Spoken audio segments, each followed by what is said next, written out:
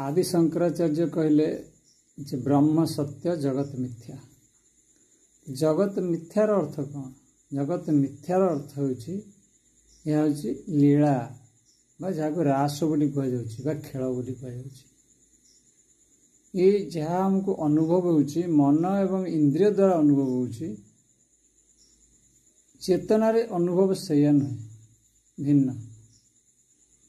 चेतना रे जो अनुभव हुए ताहा होची सत्य, मात्र इंद्रिय मन रे जो अनुभव होची ताहा होची लीला बा मिथ्या बा रास बा खेल।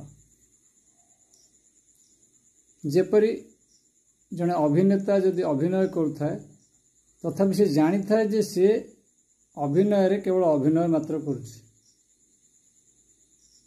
अभिनय ठारू से भिन्न भिन्न हेले भी से अभिनय करुछि निखुण भावे, चेष्टा करुछि निखुण भावे करिया पे। किंतु जेते निखुण अभिनय कले मध्य अभिनय शेष रे ताकू निज जगह को फेरिया पड़ियो, अर्थात से अभिनेता भावे आसीछि अभिनय करिया पे। ये होछि मिथ्यार तात्पर्य।